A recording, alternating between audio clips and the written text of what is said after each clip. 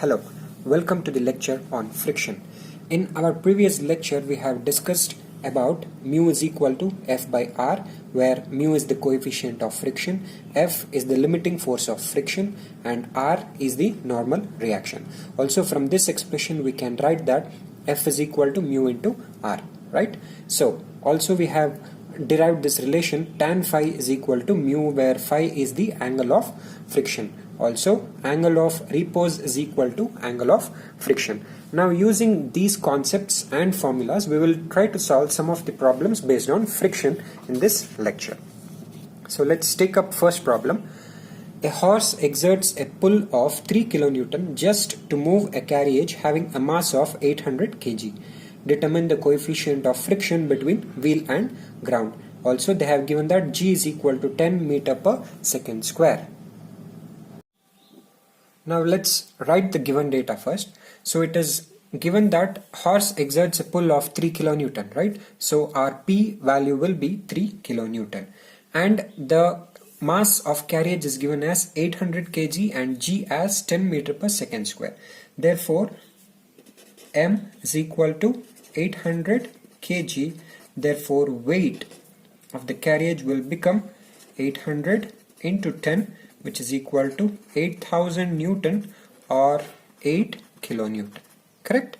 Now, this is the weight of the carriage, correct, which we have calculated that as 8 kilonewton, and this is the pull or the force exerted by the horse, which is equal to 3 kilonewton, right? Now, for this weight, there will be a reaction which will be acting in the upward direction, which is nothing but R, and for this particular pull, there will be developing a frictional force called F. Okay, now if we see the surface is horizontal, right? So in case the contact surface is horizontal, the weight will be equal to reaction, in this case, which is equal to 8 kilonewton, and also P will be equal to F, alright, which is equal to 3 kilonewton in our case. So we know that the value of mu, this is what we have to determine, right? So given is P and M, we have to determine the coefficient of friction between wheel and ground, that is the coefficient of friction here. Now mu is equal to F by R, right? So F is known to us 3 kilonewton divided by R is known to us, that is 8. So the value of mu will be 3 by 8, or mu is equal to 0.375. That's the required answer. Let's move on to second problem. A block shown in figure is just moved by a force of 200 Newton. The weight of the block is 600 Newton. Determine the coefficient of static friction between the block and the floor. Now this is the diagram given. So this is the 200 Newton force, and the weight of the block is given as 600 Newton. So this is 600 Newton. So for this weight, there will be a reaction which is developed at the contact surface, which is nothing but R. And this force, for this force, frictional force will be developed in the opposite direction. Now because this is an inclined force, so this force can be resolved into two components, that is horizontally and vertically. So this is the horizontal component and this would be the vertical component. Now this is 200 cos 20, right, and this is 200 sin 20. Now these are the forces acting on the block. Now let's write the given data. Weight is equal to 600 Newton and force P is equal to 200 Newton. We have to determine the coefficient of friction, that is mu is how much. Now this body is in equilibrium under the action of all the forces shown in the figure. Now let us resolve horizontally and apply the equations of equilibrium, that is summation of all the horizontal forces is equal to 0. So if we apply this equilibrium condition, we'll just have to take all the horizontal forces. So which are the horizontal forces here? We have 200 cos 20 acting rightwards and F in the opposite direction. So let's take rightwards as positive and leftwards as negative.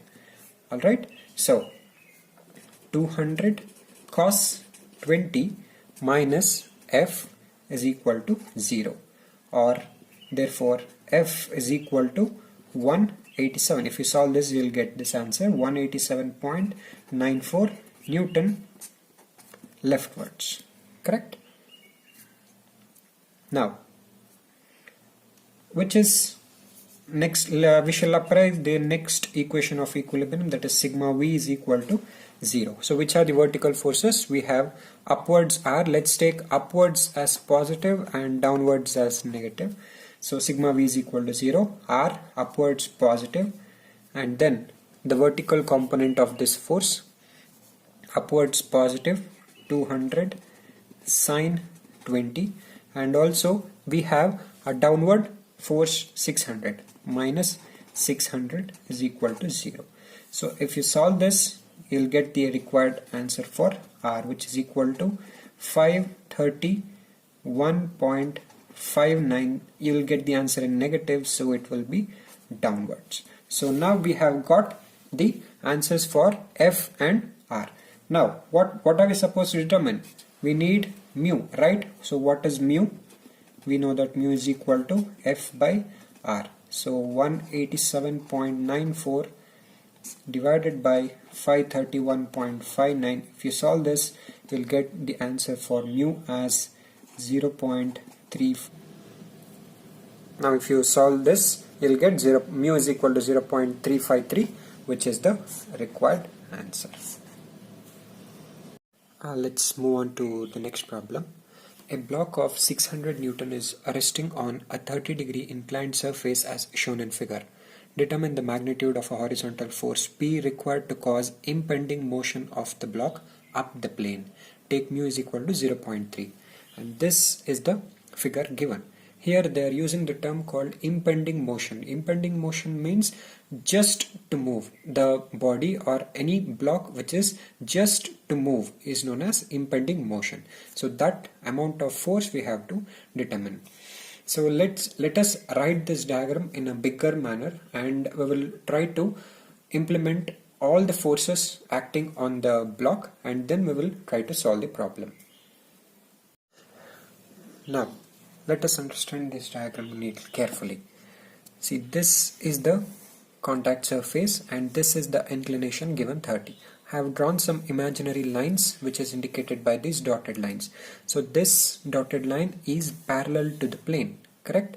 And this is horizontal and this is perpendicular to the plane. This line is perpendicular to the plane. Now let us put all the forces in this diagram. So this is nothing but the weight of the block, which will always act perpendicularly. Irrespective of the inclination of the contact surface, weight will always act perpendicularly. So the weight of the block is given as 6000 Newton. So let's directly write this as 6000 Newton. Alright, and the reaction will always be perpendicular to the contact surface. So this is the contact surface and to this perpendicular will be the reaction. Actually reaction will be acting here, but I have taken it along its line of action. So this is the reaction R. Clear? Now this angle is given as 30 degree. Correct? So this is the inclination of the surface with respect to horizontal. So if you see here, this is horizontal and this is parallel to the plane. So we can say that this angle is also equal to 30 degree. Right? Now this is 30 degree and this is 90. So this will be 90 minus 30, which will be 60. Or if this is 60, this is normal, or these two are perpendicular. So this will be 30. Understood? Now this is very important. So you can simply say that if the inclination with respect to horizontal is 30, and when you are resolving it in terms of the weight, this inclination will also be equal to 30, that is with respect to vertical. So whatever the inclination is with respect to horizontal is there, that the same angle will be applicable to the vertical. right? Now we have to write the component of this 600 Newton along and perpendicular to the plane. So if this is 6000 Newton, the perpendicular component will be 6000 cos 30, and this component will be, along the plane component will be 6000 sin 30. So you have to understand this very carefully. So this is very important. Also we have a force which we had forgotten, sorry. So we have a force which is acting horizontally. So this is an imaginary line, this is the inclination. So this angle will be equal to 30 degree. So if this is 30, this component of the force will be P cos 30 degree, and this component will be P sin 30 degree. Now that we have got all the forces, and also there will be a frictional force. If the block is being pushed in the upward direction, frictional force will be acting in the downward direction. This is F, which is equal to mu R. Now these are the forces acting on the block. Now we have to resolve the forces along the plane and perpendicular to the plane in order to get the required, or in order to get the unknowns. Now we will try to resolve the forces along the plane and horizontal plane. So let us apply the equilibrium condition. Summation of all the forces along the plane is equal to 0. Now which are the forces along the plane? We have, let's simply equate, right? So downward forces and upward forces. So we have P cos 30, that is the only force which is going up the plane, is equal to, we have which force? So W, we can take W, right? It is coming down the plane, that is 6000 sin 30, that is coming down the plane. Also we have F plus F. So we are simply equating, that's all. Now let us solve this. So you will get an equation 0.866p minus 0.3 R is equal to 3000. So let us call this as equation 1. So this is, I have simplified this. I have expressed the value of F in terms of R, because the value of mu is given as 0.3 to us. So this is one equation. We have P and R as unknown. Now let us take the next equation of equilibrium. Summation of all the forces perpendicular to the plane is equal to 0. This is the next equation of equilibrium we have. Now let us take all the forces which are perpendicular to the plane, right? We have, we'll do the same thing, we will equate it. Upward and downward forces, we will equate it. Now we have P sin 30, this force, correct? Perpendicular to the plane. P sin 30, and also which are other forces which are acting downwards? This one, plus 6000 cos 30, right? These are the two forces which are acting downwards, which is equal to R, right? Here also if you see P and R are the unknowns. Let us simplify this. So you will get 0.5p minus R, which is equal to minus 5196.15, something like that. So call this as equation 2. You have P and R, two unknowns. Solve these two simultaneous equations. You'll get the value of P as 6367.1 Newton, and from this value you can also calculate the remaining values, but in the question they have asked us to determine the magnitude of horizontal force P, and this is the magnitude of horizontal force P which is required to cause impending motion of the block up the plane. Let us proceed to next problem. A block of mass 196.2 Newton placed on an inclined plane as shown in figure is subjected to a force P parallel to the plane. Take the inclination of plane with respect to horizontal axis as 30 degree. The coefficient of friction is 0.24. Determine the value of P for impending motion of the block. So this is the diagram which is given in the question. Now for this value of P, the block of weight 196.2 Newton can move down the plane or up the plane. You have to understand this. Now if the weight of the block is of greater quantity than compared to the force P, then this block will move down, or if the applied force is greater, then this will block tend to move upwards. So this problem can be analyzed in two cases.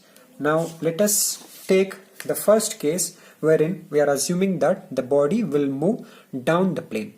Anyway, the force is being applied in this direction, so the frictional force will change as the case changes. See, here we are assuming that the body will move down the plane, so body will be moving in this direction. To prevent that motion, frictional force will be acting in the upward direction. You have to understand that. Clear? Now, as in the previous problem, you have to understand this diagram carefully. So this is the block, so weight will always act perpendicularly. So this is W, weight of the block, and reaction will always act perpendicular to the contact surface. So this is the contact surface and this is the perpendicular. So this is R, weight R. Now this is an imaginary line drawn. So this is horizontal and this is the inclined surface. Similarly, this is horizontal and this is the inclined surface, so that these two angles will be same. If this is 30 degree, this angle will be 60 degree because these two are 90. If this is 60, these two are 90, that's why this angle will be 30 degree. Now we will write the components of W. So this will be W cos 30 degree and this will be W sin 30 degrees. Right, there is P, there is frictional force, reaction, and two components of the weight. So these are the forces acting on the block. Now again, since the body is moving down the plane, frictional force will be acting up the plane, and we have written all the forces. Now let us resolve the forces along the plane and equate it to 0. So which are the forces? We have P and F. P plus F is equal to, down the plane is W sin 30. That's all. So simplify this and you'll get P plus F is equal to 98.1. So call that as equation 1. Now resolve the forces perpendicular to the plane is equal to 0. Summation of forces perpendicular to the plane equal to 0. Now which are the forces? We have W cos 30.